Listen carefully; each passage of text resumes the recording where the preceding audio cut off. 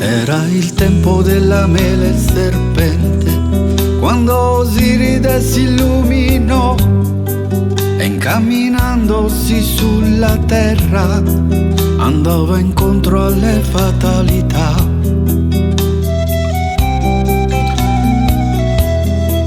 E sulla strada incontrò l'amore, un sogno che lui conosceva già.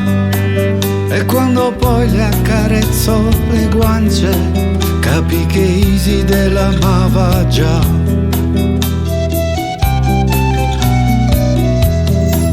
Era l'amore che portava amore, quello che gli altri non volevano.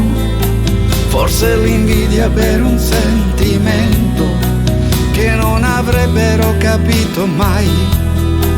E mentre Osiride si illuminava con quella forza che riceveva, quando abbracciava la sua dolce amante, sperava che non finisse mai.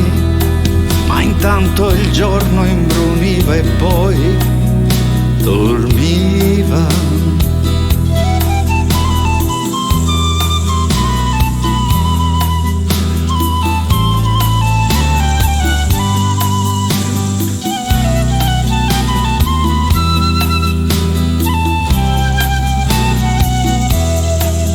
Quella luce abbagliava il mondo, ma gli altri dei non lo volevano.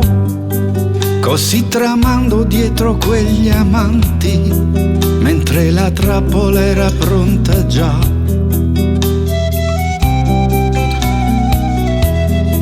Lo catturarono in un tramonto, quando lui andava già spegnendosi.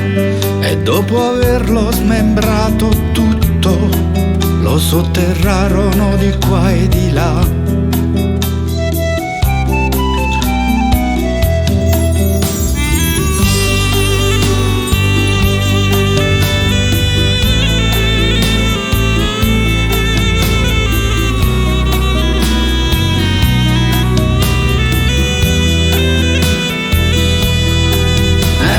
Osiride si illuminava con quella forza che riceveva, quando abbracciava la sua dolce amante, sperava che non finisse mai. Ma intanto il sole imbruniva e poi dormiva.